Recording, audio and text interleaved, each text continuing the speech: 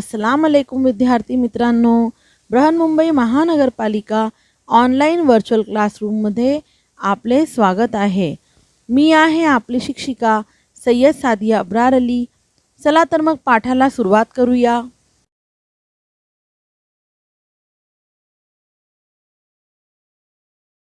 विद्यार्थी मित्रांनो, स्क्रीनवर आपणास पक्षी दिसत आहेत. संध्याकाळचा वेळ आहे. सूर्य मावळताना दिसत आहे. मावळतीला जाणाऱ्या सूर्यामुळे निसर्गातील सौंदर्य खुलून दिसते. विद्यार्थी मित्रांनो, आज आपण मराठी आंतरभारती इयत्ता 10वी या पाठ्यपुस्तकातील पाठ क्रमांक 8 सायंकाळची शोभा ही कविता अभ्यासणार आहोत. कवी आहेत भा.रा. तांबे आणि मी आहे आपली शिक्षिका सय्यद सादिया अब्रार अली. सायंकाळची शोभा. कवी आहेत भा.रा. तांबे, भास्कर रामचंद्र तांबे. 1873 ते 1941. प्रसिद्ध कवी, संस्कृत नाट्य वाङ्मयाचे अभ्यासक, इंग्रजी काव्याचा व्यासंग, युवराजांचे शिक्षक म्हणून नोकरी, दिवाण, पोलीस सुप्रिटेंडेंट, सरकारी वकील, न्यायाधीश, शिक्षण खात्यात परीक्षा विभागाचे रजिस्ट्रार इत्यादी संस्थांची पदे भूषवली. 1937 साली ग्वाल्हेरचे राजकवी म्हणून बहुमान. 1926 मध्ये मध्य भारतीय कवी संमेलनाचे अध्यक्ष. मशहूर शायर, संस्कृत ड्रामा अदब के प्रैक्टिशनर. इन्हें अंग्रेजी शायरी का जुनून था. शहजादा के उस्ताद की हैसियत से नौकरी की.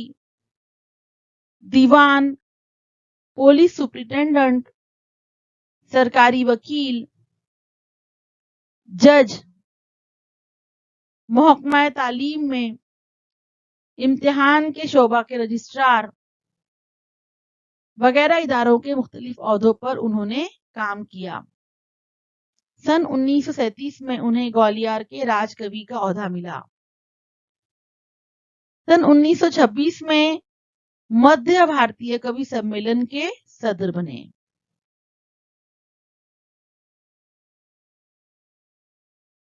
त्यांची कला विषयक निष्ठा विशुद्ध व आनंददायी असून आत्मतृप्ती त्यांच्या कवितेचा केंद्रबिंदू आहे. राजकवी भास्कर रामचंद्र तांबे यांची समग्र कविता हा संग्रह प्रकाशित. आकाशातील सूर्य मावळतीला जाताना पृथ्वीवर दिसणाऱ्या अप्रतिम सौंदर्याचे वर्णन कवीने सुबोध भाषेत केलेले आहे. फुनून के मुतालिक उनकी अकीदत वफादारी खालिस और मसरत बख्श है. उनकी शायरी का मरकज है उनका इत्मीनान. राजकवी भास्कर रामचंद्र तांबे यांची समग्र कविता, ये उनका संग्रह, ये कविताओं का मजमुआ प्रकाशित है. सूरज गुरूब होते वक्त जमीन पर नजर आने वाली खूबसूरती का बयान शायर ने इस नज्म में बहुत आसान जबान में किया है. चलिए अब हम नज्म की शुरुआत करते हैं. पिवळे तांबूस ऊन कोवळे पसरे चौफेर, ओढाने सोने वाटे वाहून या दूर. झाडांनी किती मुकुट घातले डोकीस सोनेरी. कुरणावर शेतात पसरला गुलाल चौफेरी. हिरवे हिरवे गार शेत हे सुंदर साडीचे. झोके घेते कसे चहुकडे हिरवे गालीचे. सोनेरी मखमली रुपेरी पंख किती काचे. रंग किती वर तऱ्हे तऱ्हेचे इंद्रधनुष्याचे. अशी अचल फुल पाखरे फुले साळीच जणू फुलती. साळीवर झोपली जणू का पाळण्यात झुलती. झुळकन सुळकन इकडून तिकडे किती दुसरी उडती. हिरे माणके पाचू फुटुनी पंखची गरगरती. पहा पाखरे चरुनी होती झाडावर गोळा. कुठे बुडाला पलीकडील तो सोन्याचा गोळा. पिवळे तांबूस ऊन कोवळे पसरे चौफेर. ओढाने सोने वाटे वाहून या दूर. वाहून या दूर. वाहून या दूर.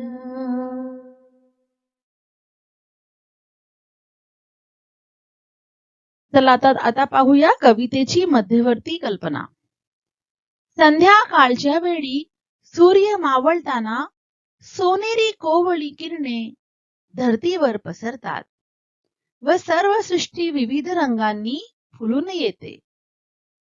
त्या विलोभनीय दृश्याचे सुंदर वर्णन या कवितेत केले आहे.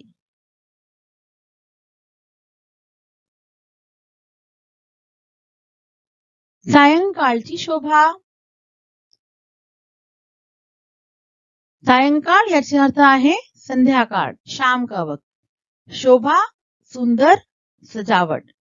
शाम की खूबसूरती, शाम का खूबसूरत मंजर. चलिए अब शुरू करते हैं. पिवळे तांबूस ऊन कोवळे पसरे चौफेर. तांबूस लालसर. कोवळे याचे अर्थ आहे नाजूक. चौफेर चारही बाजूंनी. संध्याकाळची शोभा वर्णन करताना कवी म्हणतात पिवळसर, लालसर, कोवळे ऊन चहूकडे पसरले आहे. कवि कहते हैं पीली पीली लाल सी नाजुक सी धूप चारों तरफ फैली है. ओढाने सोने वाटे वाहून या दूर. ओढा याचा अर्थ आहे पाण्याचा प्रवाह, नाला.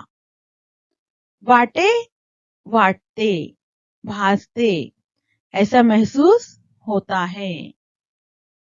इथे कवी सांगत आहेत ओढ्यातील प्रवाही पाण्यावर ऊन पडल्यामुळे असे वाटते कि ओढा जणू सोने लांब वाहून नेत आहे. यहाँ पर कवि ने कहा है जब पानी पर सूरज की रोशनी पड़ती है तो वो पानी सोने की जैसा सुनहरा दिखाई देता है. ऐसा लगता है जैसे वो नाला, वो ओढ़ा सोने को बहाकर दूर ले जा रहा हो. इसमें जो शाम का मंजर है उसकी मंजर कशी की गई है, किस तरह से जो नाजुक धूप है वो नजर आ रही है, सुर्खी नजर आ रही है उसकी चारों जानिब. और जब ओढ़े पर, जब पानी के नाले पर बहते पानी पर जब सूरज की रोशनी पड़ती है तो ऐसा महसूस होता है कि जैसे वो सोने को बहाकर दूर ले जा रहा हो, यानी पानी सुनहरा नजर आता है हमें। झाडांनी किती मुकुट घातले, डोकी सोनेरी, कुरणावर शेतात पसरला, गुलाल चौफेरी. मुकुट, शिरपेच, राजाचे शिरताज, शिरोभूषण, जो ताज पहना जाता है. डोकीस याचे अर्थ आहे डोक्यावर. इथे कवी सांगत आहेत, झाडांच्या शेंड्यावर सोनेरी किरणे पडल्यामुळे असे वाटते की झाडांनी जणू डोक्यावर सोनेरी मुकुट घातले आहेत. सूरज की किरणें जब निकलती हैं तब दरख्तों का ऊपरी हिस्सा सुनहरा दिखाई देता है. ऐसा लगता है दरख्तों ने सुनहरा ताज पहना हो. कुरणावर शेतात पसरला गुलाल चौफेरी. कुरण गवताचा मळा, मालरान याला कुरण म्हणतात. गुलाल लाल पिंजर. इथे कवी सांगत आहेत, कुरणावर गवताच्या मळावर, मालरानाच्या गवतावर चहूकडे गुलाल पसरला आहे. कुरण यानी हरी घास जहां उगती है वो जगह को कहा जाता है. तो कहते हैं शायर यहाँ पर कुरण में और खेत में गुलाबी रंग चारों तरफ फैला हुआ है और वो गुलाबी रंग शायर को कैसा लग रहा है, गुलाल की तरह लग रहा है. कुरणावर शेतात पसरला गुलाल चौफेरी. हरी घास की जगह पर और खेतों में क्या फैला हुआ नजर आ रहा है उनको, गुलाल नजर आ रहा है. हिरवे हिरवे गार शेत हे सुंदर साळीचे, झोके घेते कसे चहूकडे हिरवे गालीचे. साळीचे शेत म्हणजे भाताचे शेत, चावल का खेत. अब यहाँ पर कवि कह रहे हैं, इथे कवी सांगत आहेत, हिरवेगार भाताचे शेत खूप सुंदर दिसत आहे. हिरवे हिरवेगार शेत हे सुंदर चाळीचे. हिरवेगार भाताचे शेत खूप सुंदर दिसत आहेत. हरा भरा खेत जो है ये बहुत खूबसूरत लग रहा है. चावल का खेत बहुत खूबसूरत लग रहा है. झोके घेते कसे चहूकडे हिरवे गालीचे. गालीचे मऊ जाड मखमली अंथरलेली चादर. मखमल की बिछाई हुई नरम सी चादर को यहाँ पर गालीचे कहा गया है. कवी म्हणतात, त्यामुळे ही हिरवी भाताची शेते जणू झोके घेणारे हिरवे गालीचेच आहेत. झोके घेते कसे चहूकडे हिरवे गालीचे. त्यामुळे ही हिरवी भाताची शेते जणू झोके घेणारे हिरवे गालीचेच आहेत. यहाँ पर मुसन्निफ ने कहा है, हरा भरा खेत ये खूबसूरत चावल की खेत है.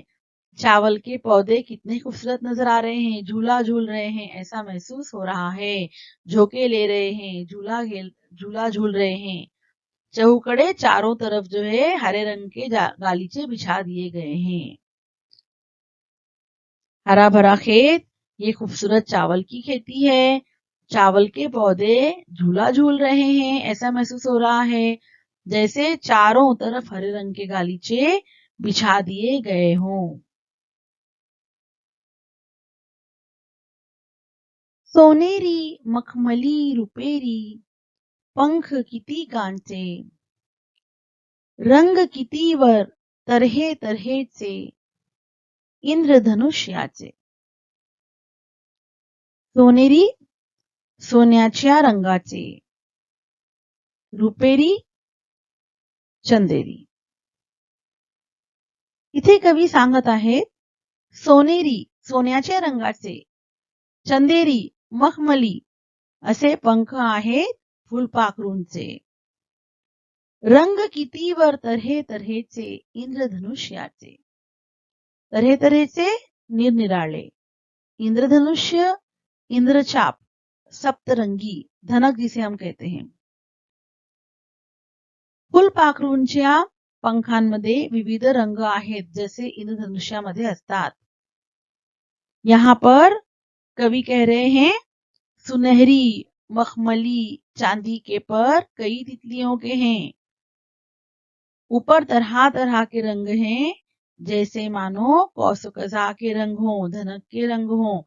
यहाँ पर कवि ने इस बात को प्रस्तुत किया है कि फुलपाखरू के पर जो होते हैं बहुत खूबसूरत होते हैं, मुख्तलिफ रंगों के होते हैं. इस बात को उन्होंने यहाँ पर बयान किया है. अशी अचल फुलपाखरे फुले साळीच जणू फुलती. साळीवर झोपली जणू का पाळण्यात झुलती. अचल या शब्दाचे अर्थ आहे स्थिर, पण कवितेच्या या आवडीत याचे अर्थ आहे अस्थिर. अशी अचल फुलपाखरे फुले साळीचे जणू फुलती. साळ भाताचे पीक. इथे कवी सांगत आहे फुलपाखरे भाताच्या शेतावर अशी भिरभिरत आहेत की जणू ती भाताची फुलेच आहेत. साळीवर झोपली जणू का पाळण्यात झुलती. असे वाटते की भाताच्या शेतावर ही फुलपाखरांची फुले झोपलीत व पाळण्यात झुलत आहेत. न हिलने डुलने वाली तितलियों को देखकर ऐसा लग रहा है जैसे चावल के पौधों पर फूल खिले हैं. चावल के पौधों पर तितलियां सोई हैं, लेकिन ऐसा महसूस हो रहा है जैसे वो पालने में झूल रही हो. झुळकन सुळकन इकडून तिकडे किती दुसरी उडती. हिरे माणके पाचू फुटुनी पंखची गरगरती. कवी इथे म्हणत आहेत झुळकन इकडे तिकडे उडणारी, झुळकन भिरभिरणारी ही कितीतरी दुसरी फुलपाखरे उडत आहेत. हिरे माणके पाचू फुटुनी पंखची गरगरती. हिरे पांढरी शुभ्र स्फटिकांची रत्ने, माणिक लाल रत्न, पाचू हिरवे रत्न, गरगरती गोलाकार फिरतात. कवी वर्णन करत आहेत त्यांचे पंख म्हणजे जणू हिरे, माणके व पाचू गरगर गिरक्या घेत आहेत असे वाटते.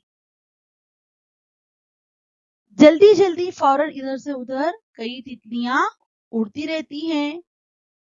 तितलियों के खूबसूरत मुख्तलिफ रंगों के पर, तितलियों के खूबसूरत पर हिरे, माणके, पाचू इस तरह से नजर आ रहे हैं जो गरगर करते हुए घूम रहे हैं, जो गरगर घूम रहे हैं.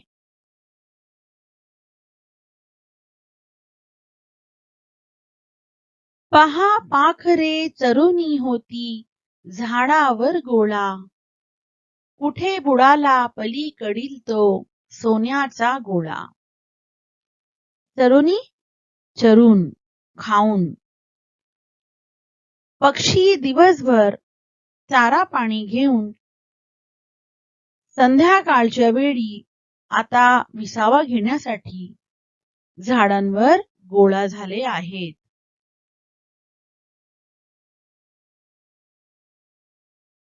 कुठे बुडाला पलीकडील तो सोन्याचा गोळा. सोन्याचा गोळा सूर्य, मावळता गोल. कातर वेळ झाली आहे. हे सुंदर दृश्य निर्माण करणारा तो सोन्याचा गोळा म्हणजे सूर्य गोल कुठे बुडाला हे कळत नाही.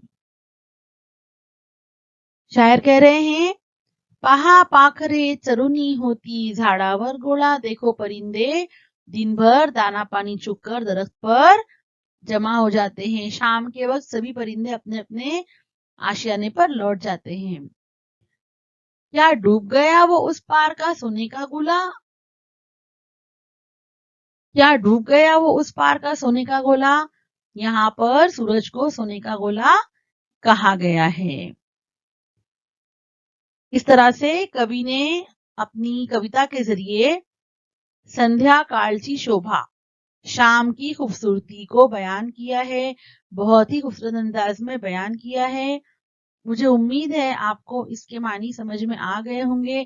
बार बार इस वीडियो को देखें, किताब को सामने रखते हुए नज्म को समझें, क्योंकि सवालात आपको नज्म में से आते हैं वो उसकी वजाहत के होते हैं, अलग अलग किस्म के होते हैं, तो आपको उसे पूरी तरह समझना बेहद जरूरी है।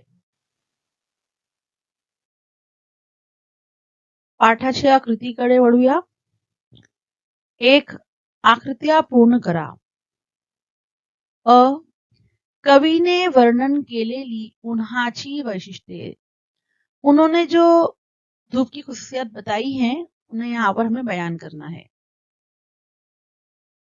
पिवळे, पीले रंग की धूप. तांबूस, लालसर. कोवळे, नाजुक.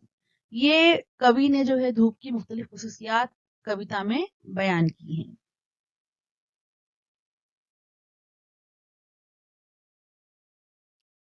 कवीने वर्णन केलेली फुलपाखरांच्या पंखांची वैशिष्ट्ये आपल्याला लिहायची आहेत. सोनेरी, मखमली, रुपेरी पंख.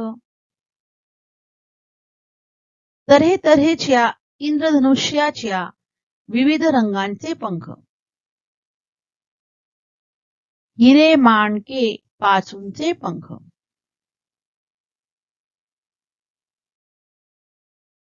खालील संकल्पना आणि त्यांचा अर्थ यांच्या योग्य जोड्या लावा. अ गट आणि ब गट दिलेला आहे. आपणास मधल्या रिक्त कॉलम मध्ये उत्तरे लिहायची आहेत. तर आता सुरुवात करूया. अ. ओढा नेई सोने वाटे वाहून या दूर. याचा अर्थ शोधायचा आहे आणि आपल्याला जोडी लावायची आहे. उत्तर आहे पहिला, ओढ्यातील वाहते सोनेरी पाणी म्हणून. ओढ्यातील वाहते सोनेरी पाणी म्हणजे जणू सोने. आता पुढचा पाहूया. आ. कुरणावर शेतात पसरला गुलाल चौफेरी. कुरणावर शेतात पसरलेला गुलाबी रंग म्हणजे जणू गुलाल. ई. झोके घेते कसे चहूकडे हिरवे गालीचे. उत्तर आहे, साळीची शेते म्हणजे झोके घेणारे जणू हिरवे गालीचे. ई. हिरे माणके पाचू फुटुनी पंखची गरगरती. उत्तर आहे, फुलपाखरांचे सुंदर विविध रंगी पंख म्हणजे जणू हिरे पाचू माणक. हे आपल्याला वहीत लिहायचे आहे. सर्व कृती आपणास वहीत लिहायची आहेत. कवितेतील यमक जुळणारे शब्द शोधा व लिहा. यमक जुड़नारे शब्द ऐसे अर्थ तो राइमिंग वर्ड. जैसा आप अंग्रेजी में राइमिंग वर्ड्स लिखते हैं ऐसे ही आपको इस कविता के यमक जुड़नारे शब्द लिखना है. चौफेर, दूर.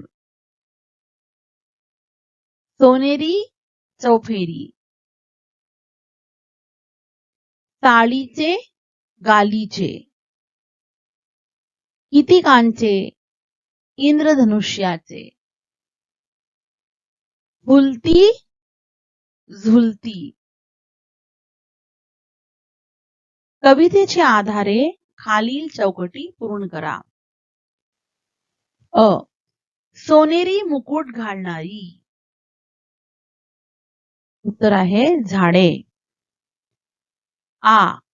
साळीवर झोपणारी. उत्तर आहे फुलपाखरे. ई. सोन्याचा गोळा. उत्तर आहे सूर्य.